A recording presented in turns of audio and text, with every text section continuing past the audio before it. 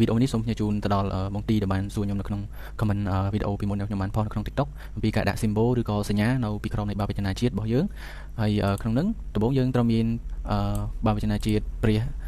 រាជាណាចក្រកម្ពុជាជាសាសនានិងព្រះមហាក្សត្រអញ្ចឹងដើម្បីដាក់នៅ symbol ឬក៏សញ្ញានៅពីក្រោមហ្នឹងយើងគ្រាន់តែវាយបញ្ចូលនៅតិចហើយយើងធ្វើការ select យកត្រឹមកណ្ដាលដើម្បីដាក់សញ្ញាហ្នឹងឲ្យនៅចំកណ្ដាលនៃបាវចនាជាតិរបស់យើងហើយមួយវិញទៀតយើងត្រូវមាន font មួយដែលមានឈ្មោះថា font តាក់តែងបើសិនជាអ្នកនរអត់មានទេខ្ញុំនឹង comment ឬក៏ដាក់នៅក្នុងដាក់ link នៅក្នុង comment នៅក្នុងវីដេអូរបស់ខ្ញុំអ្នកនរចូលទៅ download បានហើយក្នុងនេះចំពោះ font តាក់តែងហ្នឹងគឺមាន symbol ឬក៏សញ្ញាជាច្រើនដោយដែលខ្ញុំបានបង្ហាញនៅកន្លែងហ្នឹងអញ្ចឹងវាមាន font ឬក៏សញ្ញាជាច្រើនដែលយើងអាចយកទៅប្រើបាន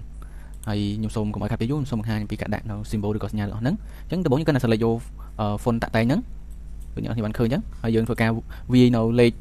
ឬក៏នៅ keyboard ខាងក្រោមនេះដំបូងខ្ញុំសូមណែនាំយើងបញ្ចូលលេខ3មកអញ្ចឹងចំពោះ symbol ដែលយើងវាយបានពីលេខ3គឺមានលក្ខណៈបែបនេះបើសិនជាយើងប្រើនៅ font ផ្សេងវានឹងចេញជាលេខ3អីទេអញ្ចឹងបើយើងប្រើនៅ font តាក់តែងវានឹងចេញជា symbol ដែលយើងអាចយកមកដាក់នៅខាងក្រោមនៃបាវចនាជាតិរបស់យើងបានហើយមួយទៀតយើងទៅកាន់សញ្ញាបន្ទាប់ទៀតយើងអាចវាយលេខ4លេខ5លេខ6លេខ7ឬក៏សញ្ញាផ្សេងៗជាច្រើនទៀតហើយលើពីនេះទៀតយើងក៏អាចប្រើសញ្ញាមួយដើម្បីផ្គុំគ្នាដូចជាយើងអាចវាយអក្សរ O ផ្គុំជាមួយនឹងអក្សរ S ដើម្បីបង្កើតសញ្ញាផ្សេងៗដែលយើងអាចបង្កើតទៅតាមតម្រូវការរបស់យើងបានអញ្ចឹងវីដេអូខ្ញុំមានតែប៉ុណ្្នឹងបើសិនជាអ្នកនរគ្នាមានចម្ងល់អីថែមទៀតអ្នកនរអាច comment ក្នុងវីដេអូមួយនឹងបានសូមគុណសូមជម្រាបលាជួបគ្នានៅឱកាសក្រោយទៀត